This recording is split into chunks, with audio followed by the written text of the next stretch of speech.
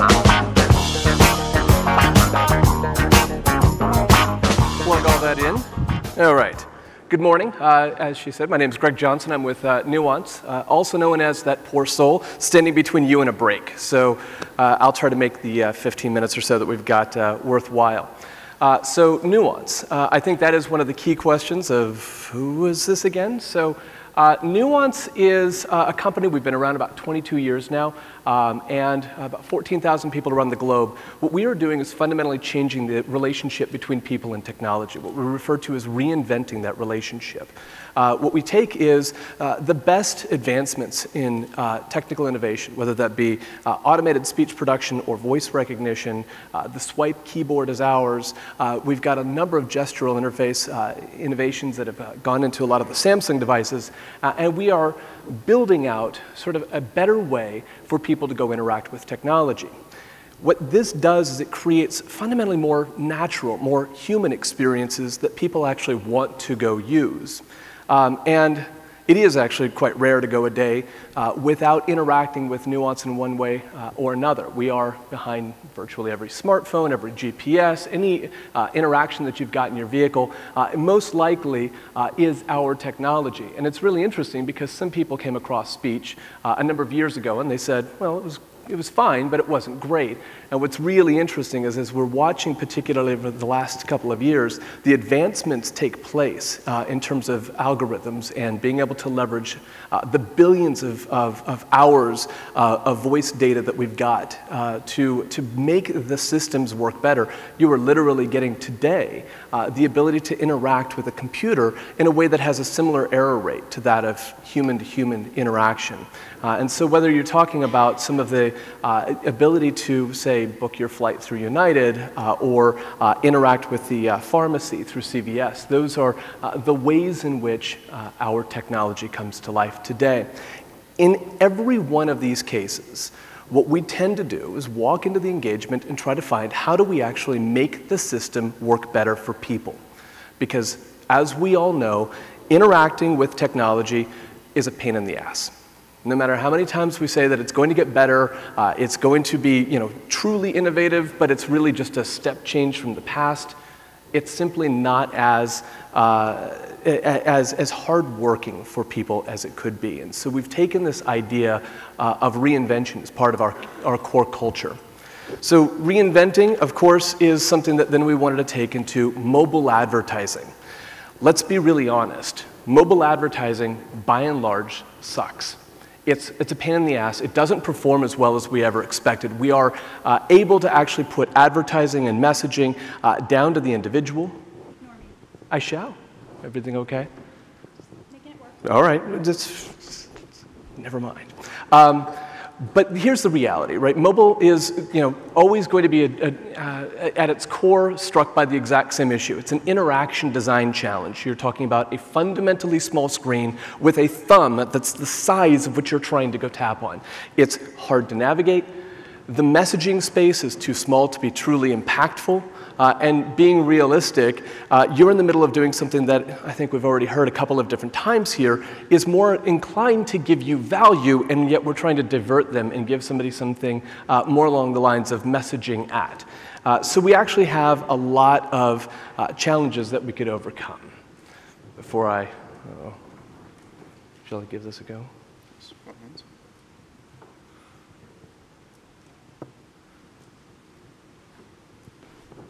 Feeling okay? The bad part is the demo's coming up momentarily, so all of a sudden I'm like, fill time. It only happens because I'm on stage, right? Then, okay. So what we actually wanted to then look at is the mobile landscape and start thinking about, obviously voice interactivity is on the rise. We're seeing it everywhere. It has been finessed to the stage where even in somewhat noisy spaces that you can interact very clearly with your mobile device, and we're seeing this pervasively across a lot of places. Turning the corner then into advertising is literally just sort of the next big thing. So I'll take a moment here and actually just talk you through a couple of the demos of this, and we'll see if this works. Look at that. So imagine you're navigating around your favorite news site. We won't say which one that is.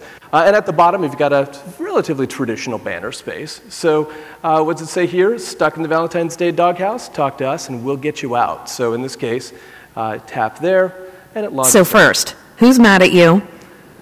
My wife.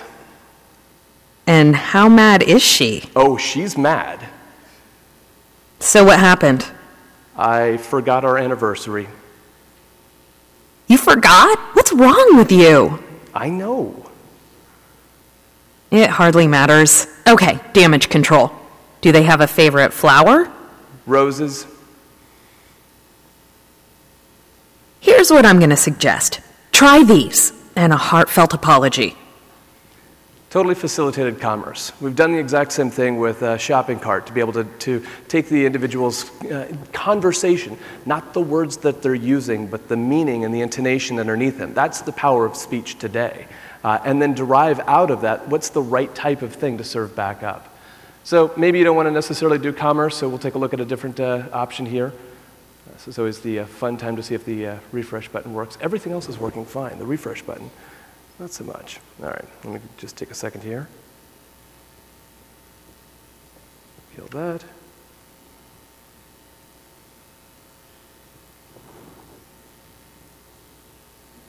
So imagine in this case. Tell me what you want to know. Am I going to get the raise? What? Am I going to get that raise? The outlook seems dark, very dark. But that may be because I'm inside a ball. What else do you want to know? Is she going to go out with me? What did you say? Is she going to go out with me? That depends. Have you asked? No. Then it probably isn't going to happen. But if you want to improve your odds, use alpha. Because nothing sells like success, and nothing smells more like success than alpha. You're creating a conversation. And how many times do you really have the opportunity to have a one-to-one dialogue with your brand? That's the impact of something like Nuance voice ads. So if I go back to the presentation, please. Clearly, it's groundbreaking technology. We launched this at the end of spring. Most of the time that we've spent between then and now has been wiring the rest of the infrastructure to make sure that we can get it through the networks. We've got a lot of work that's actually just come out. In fact, if you take it in North America, that's one stage. There's a global expansion going on across a lot of the ad networks there, so this is actually wired up and ready for success. In fact, after much work, getting everything wired and all the dots connected, we actually just launched the first campaign last week for JetBlue. So at the end of September, JetBlue launched their new overall campaign, celebrating sort of the frequent flyers. And who else is the frequent flyer except for, say, a pigeon? So the entire campaign is revolving around this idea of a pigeon, and so through Nuance voice ads, we've given them the ability to teach you to speak pigeon. So it's a clever, fun involvement device. Again, this is sort of the basics of direct marketing. If you let somebody see something, it's going to go in one eyeball and out the other. If you give them the opportunity to interact and to be a part of that, it'll stick with them and will stay with them. And so what we're expecting to see through a lot of the early prototypes that we've done with even the JetBlue work is this sort of time of engagement goes up as people want to play and game the system. We all saw this when Siri first came out. Everybody started to play with it and see how far they could push the crazy questions before you sort of got Siri twisted around. People will do that at this stage with your brand as well. And while you can consider that sort of gaming and not necessarily an end result driven activity, the reality is it's time of engagement, and you're doing it in the context of your brand or your campaign or your message, and that is worth tons. So in the next couple of months, our comms team politely looked at this slide and said, we're going to take off all the brand names. So instead, we're going to talk about all the industries that we've got going on. So we've got a lot of things in the pipeline. Lots of new voice ads will be coming out across CPG, across auto, entertainment, finance. We've got a lot that's coming out, and obviously a lot more to come. We also have quite a bit coming in terms of continued network expansion and being able to just make sure that this is as wide wired to the types of tools that you use on an everyday basis so that this can simply be the next big tool in the toolbox. So I encourage you, go start that conversation. I'll open it up for any questions that you guys might have at this stage. Right here. Easy question. How do you charge for it? So it's actually, it's literally just sorry, didn't actually see where the question. Over here. Thank you. It's just an incremental cost on top of CPM.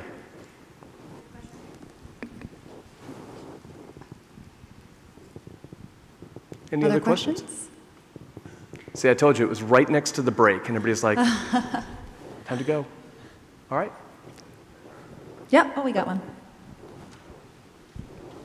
Billy Kramer, curiously.